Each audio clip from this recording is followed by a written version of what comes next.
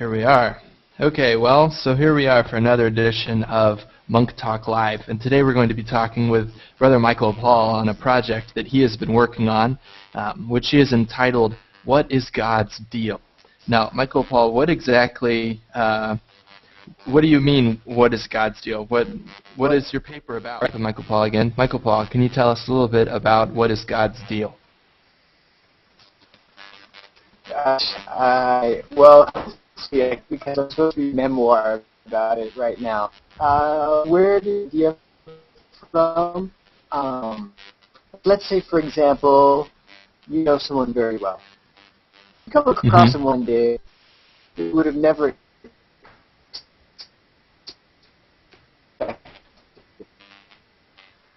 what's sort of the inspiration that I had for a memoir this year at the end of my theological studies?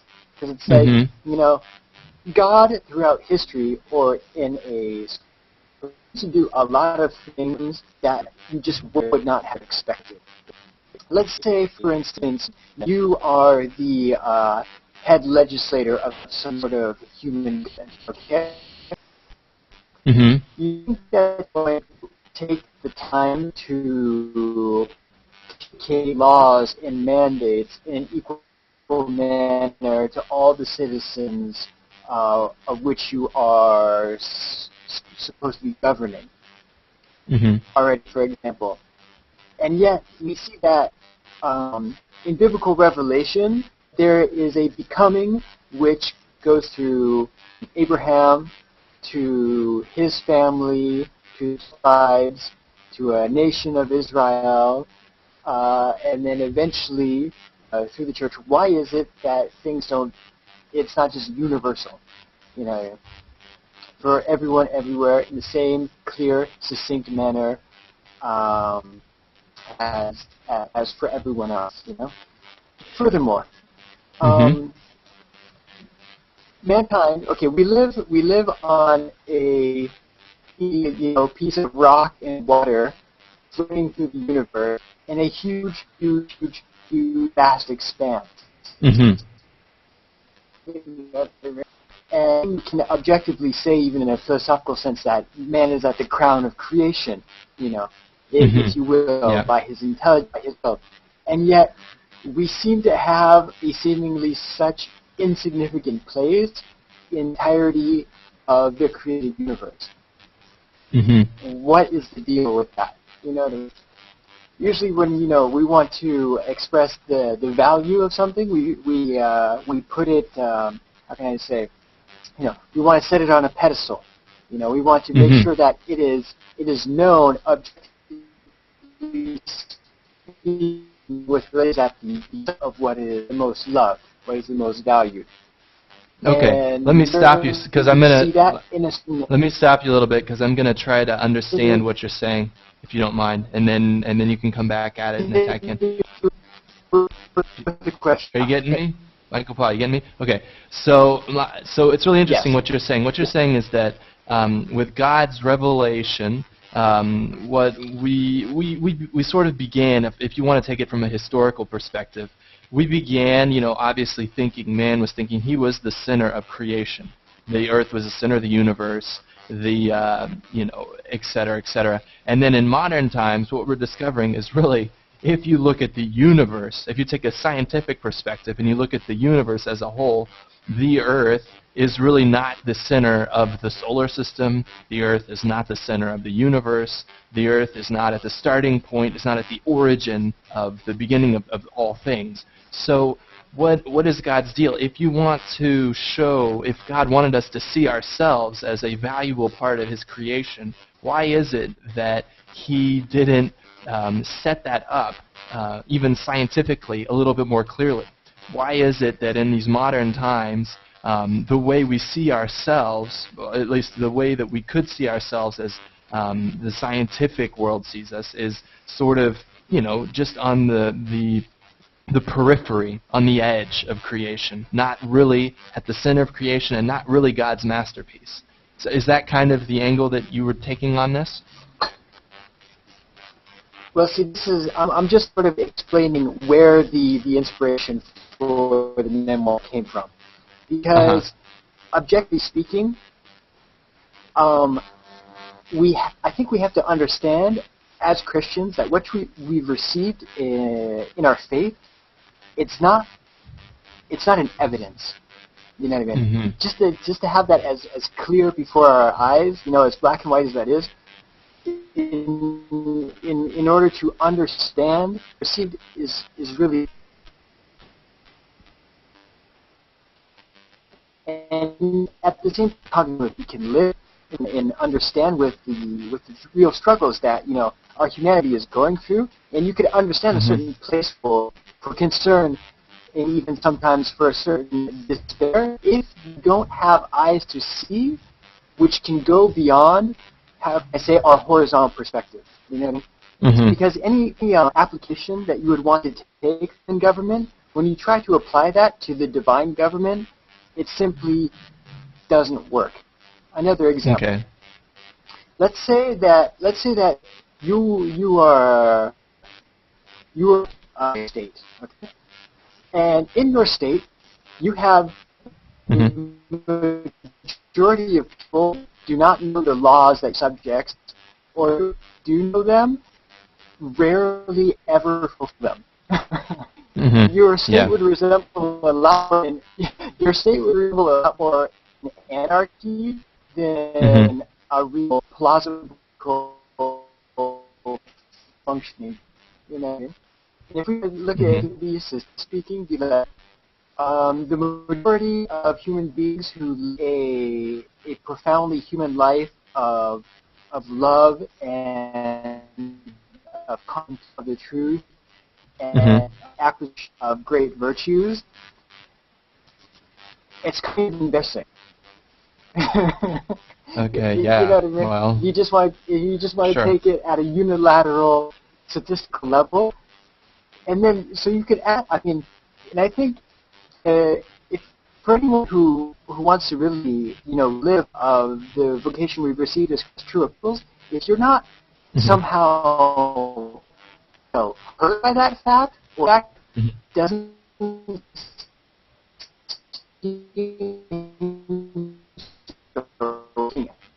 call for end to heart. You know what I mean? So, right. Okay. Let me try to. Sorry. Can you hear me? Yeah. Go ahead. Good. Okay. Let me try to no recap problem. a little bit of what you were saying, and then that way, because I obviously you cut in and out a little bit, so that way you can kind of correct anything that maybe I didn't get from what you were saying. So what you're saying is that if you look at the way God's creation is at this point, the way humanity has sort of advanced, or probably a better way of looking at it would be to say that humanity has not, in fact, advanced in the sense of virtue. That if you look at humanity on the whole today, you would see that if God's creation was meant to become perfect, quote unquote, according to what human nature was created to be, there's obviously a big problem, because we don't see that in today's world. What we see, if anything, is people are not becoming what they were created to be. And even if, and I'm going to add this on just as sort of a side note, even if you look at it, in a scientific perspective on things as well, you see that man is trying, that humanity is trying to become even something that it wasn't created to be. Man is trying to manipulate the rules, quote unquote, the laws, quote unquote, of nature to become something that God never intended him to become. Look at that sometimes with the way that man is manipulating the DNA, of embryos, and there's all these different cloning. There's and obviously all of the issues that have to do with sexuality. These are all issues that we could look at them and say, well, isn't that funny that what man has chosen to become with all that God has given him is not according to his nature necessarily, but something else. Now, I'm trying to see how you tie that back in with the idea of God's government, I think. And how was that an example of your of the direction you're going? And I'm sorry if I took that in a different direction. No, no, it wasn't. It wasn't necessarily a different direction, but the spin that I'm putting on it is I'm really asking myself the question: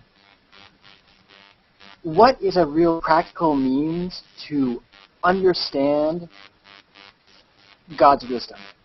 Is it just completely beyond human's grasp, and it's so mysterious that you just have to sit patiently and hope that everything works out? Or is there a real objective means to understand in our actual experience, in our day-to-day human experience, that the wisdom of God is present, is manifest, and in fact it seeks a greater good which we can live of, practically speaking. But it's a very narrow, in the first part of my memoir, and kind of like what I'm expressing to you here, is that to realize that the knowledge is great. You know what I mean? Because, I mean, this is kind of sort of the first conclusion that I'll throw out there, is that God doesn't rule according to the quantity. And that's a great difference with the human government. You know what I mean? You know, in a human government, you seek the common good. You know, it's something generic. It's something quantitative. You're trying to give the greatest good to the greatest amount of people. But the difference with a divine government is that God, yes, He is the creator of all creation, but He doesn't govern like something exterior to the person to whom He communicates the good. He communicates the good through in our very being, in our very substance, in our very selves. The good that God wants to communicate through His government isn't something which comes from the exterior, it's something which comes from the interior. And that's very difficult for me. So that's a judgment on either quality or the lack thereof of the divine government. It doesn't seem like things work very well, or that creation is in certain chaos, or that we've been left to ourselves. Yes, that's true in a certain way if you want to look at it according to a horizontal level, according to a quantitative level, what is and what could be. But when you look at every man, woman, and child who exists, you know, if you look at it as a personal relationship, that is unquantifiable. You know what I mean? And that's the relationship that God is seeking to have with each one of us. But it requires a conversion already of our perspective on how we you know. Well, no. Hey, French Press, that being said, we're going to have to leave that for Chapter 1 because I have to get out of here, okay? All right. Thanks so much for joining us, Michael Paul, and we are really looking forward to hearing more about what is God's deal in the coming days and the coming weeks. So great to talk to you, brother. Chapter 2. All right. Yeah, Chapter 2. Great to talk to you. All right, dude. And right on, we'll talk soon. All right. Peace out. Peace out. And to all of our other viewers out there who are watching, obviously we were talking with Brother Michael Paul about what is God's deal. Now, what Michael Paul is trying to, I guess, sort of explain is that if we look at the world in a strictly quantitative sense, if we look at how many people are actually living great lives, or actually you know, meeting and becoming what they ought to become, you know, according to God's original plan, according to God's divine plan, we don't see a lot of people doing that, obviously, and that's sort of a big question. What is God's deal? If He wants us to, you know, follow this path that He's put us on, how is it that He's made it so hard for us to see that?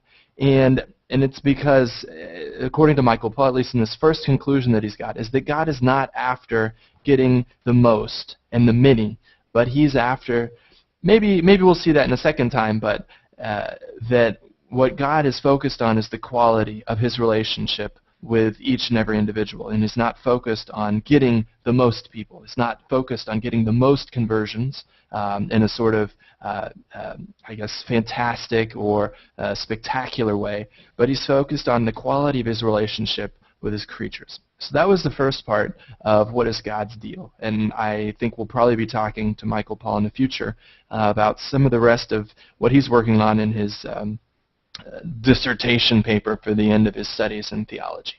And so I hope you enjoyed our live Monk Talk, and we will see you again soon. All right, God bless.